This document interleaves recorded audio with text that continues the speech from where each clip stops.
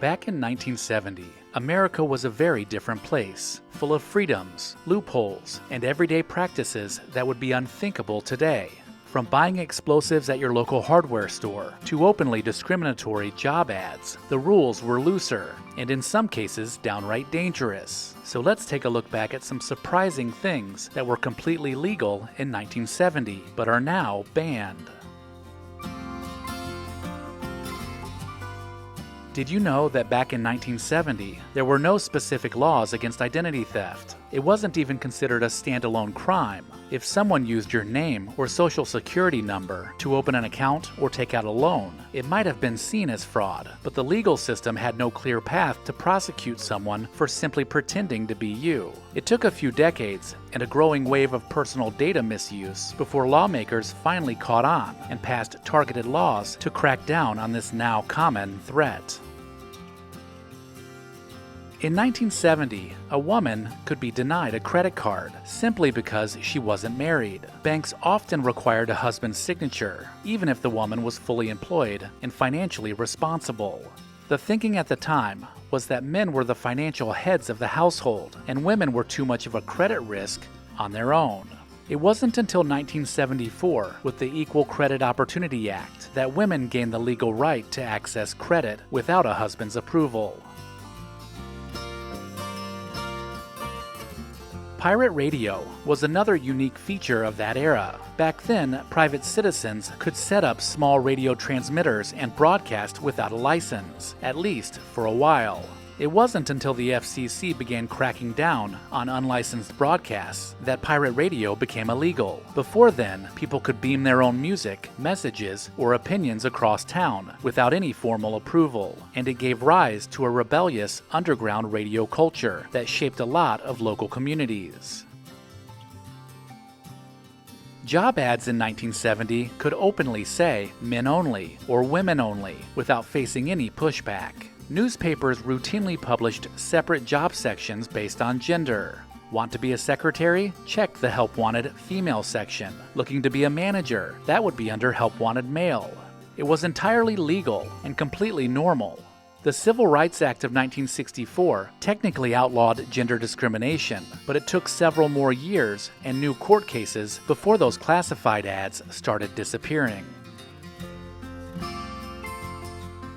Mercurochrome and merthiolate were household staples for decades. These brightly colored antiseptics were found in just about every medicine cabinet and were used on cuts and scrapes. What most people didn't realize at the time was that both products contained mercury, something we now know to be highly toxic. By the 1990s, the FDA declared them unsafe and yanked them from the market. But for generations, kids were painted red, and it was a badge of first aid honor.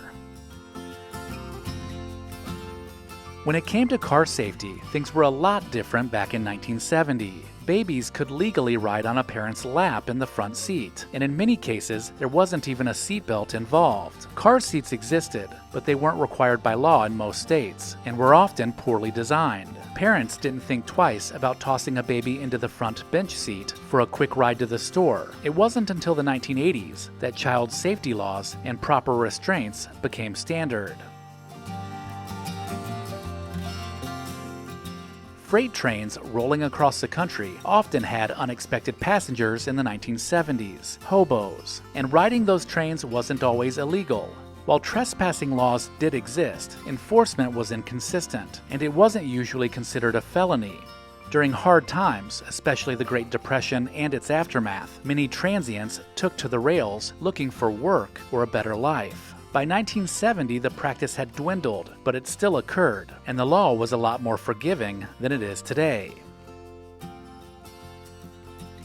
Believe it or not, NFL players in the 1970s might be spotted smoking cigarettes right on the sidelines during games. Smoking wasn't just common, it was a part of the culture. Team coaches, players, even broadcasters lit up in full view of the cameras, and cigarette ads were still airing during commercial breaks. The shift away from this image took time, but by the 1980s, smoking on the field was banned, and tobacco's grip on sports had begun to fade. Selling real human skeletons for classroom use was completely acceptable during this time too, and many schools and universities purchased them without much oversight. These skeletons were often sourced from overseas, and the trade was loosely regulated at best. Eventually, ethical concerns and international laws tightened restrictions, and synthetic skeletons replaced the real thing. But for decades, countless students studied human anatomy using actual bones from unknown people around the world. One of the most controversial medical devices of the 1970s was the Dalcin Shield. This was a device marketed to women as a safe, hassle-free form of birth control. Unfortunately, it turned out to be poorly designed and caused serious infections, infertility, and even deaths. Despite warnings, it stayed on the market for years. Eventually, lawsuits and public outcry led to its removal in 1974, and it remains a cautionary tale in the history of women's health products.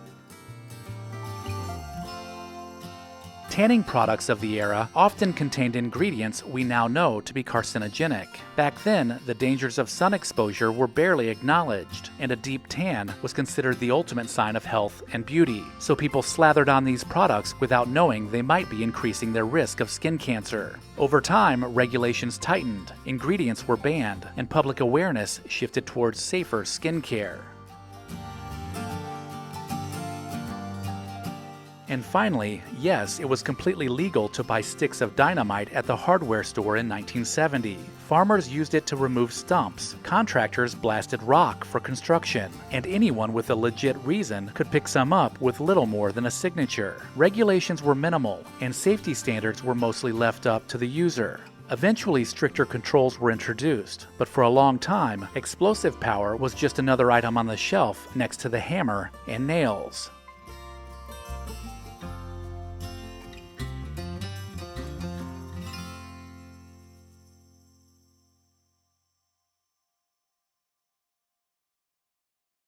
Recollection Road loves to recommend LEGACYBOX because we both believe in preserving the past. If you have a cluttered closet with cherished home videos and photos that rarely see the light of day, then you need to visit LEGACYBOX.com/recollection. These irreplaceable heirlooms are rapidly fading away, and they deserve to be digitized and shared with family and friends. And right now, LEGACYBOX is offering you $9 tape transfers. The process is simple. Send in your LEGACYBOX filled with old VHS tapes, camcorder tapes, and pictures. Their team will professionally digitize everything by hand, right here in the USA.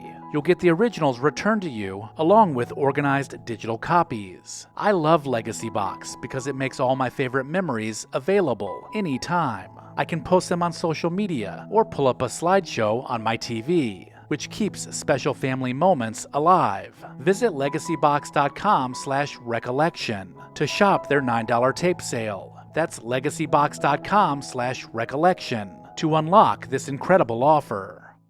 Let me know in the comments if I missed anything, and make sure to check the description of this video for links to pick up a t-shirt and sign up for the newsletter. Thank you to our loyal Patreon supporters listed here. Visit patreon.com/recollectionroad to join the club.